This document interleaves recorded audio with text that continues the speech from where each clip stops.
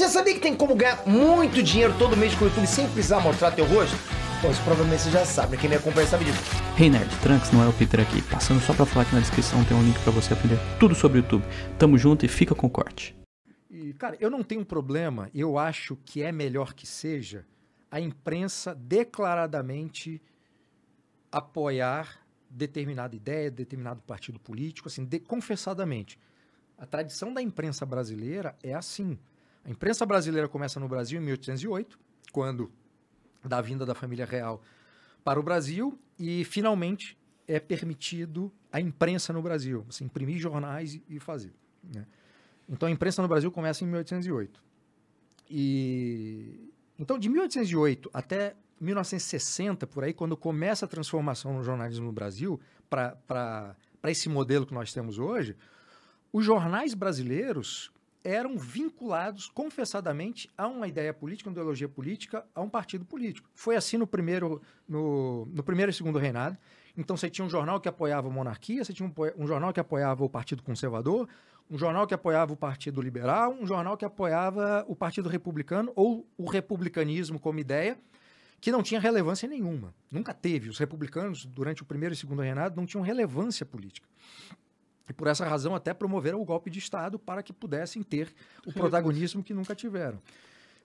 Então, portanto, o leitor, isso se manteve durante a República, tá? Então, se você pega um dos grandes jornalistas, ou um dos mais conhecidos jornalistas, que também era político, Carlos Lacerda, dono da Tribuna da Imprensa, o grande inimigo de Getúlio Vargas.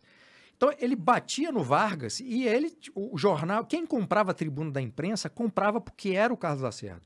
Comprava porque sabia que o jornal politicamente estava posicionado daquela maneira. Uhum. Assim como quem comprava A Última Hora, do Samuel Weiner, que apoiava o Getúlio Vargas, comprava porque era um jornal mais à esquerda. Eu não gosto de usar esse termo à esquerda, mas era um jornal mais à esquerda que apoiava o Getúlio Vargas. Entende? Então, ninguém era enganado.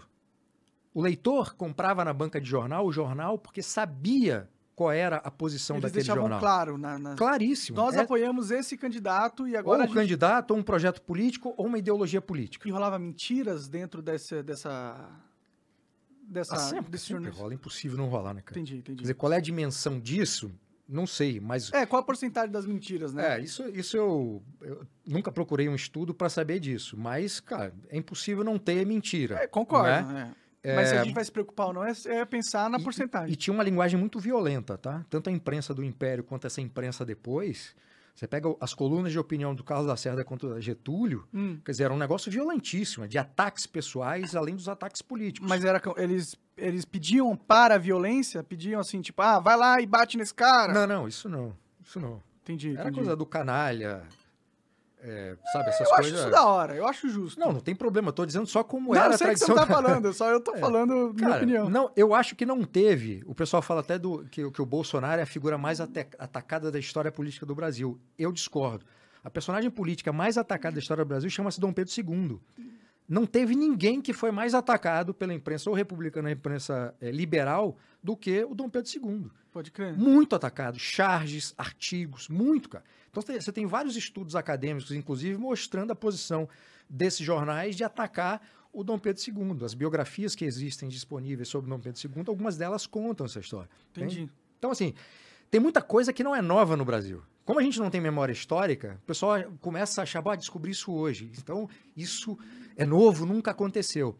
Esse debate violento na política, inclusive com porrada na rua, assassinato, essas coisas, isso faz parte da história, infelizmente, da história política do Brasil, cara. De todos os países, eu acho, né? O pai do Fernando Collor de Mello, numa discussão no Congresso Nacional, foi atirar no desafeto dele, né, os dois armados, e acertou um outro, pobre coitado, que matou o cara. E nada aconteceu com ele. Como que é possível uma coisa dessa, cara? Meu amigo. É meio bizarro, né? Collor não tá solto? Tá solto. O Lula tá solto também. Por isso que eu falo de oligarquia, tá ligado? Por isso que... As oligarquias existem, continuam existindo. Sim.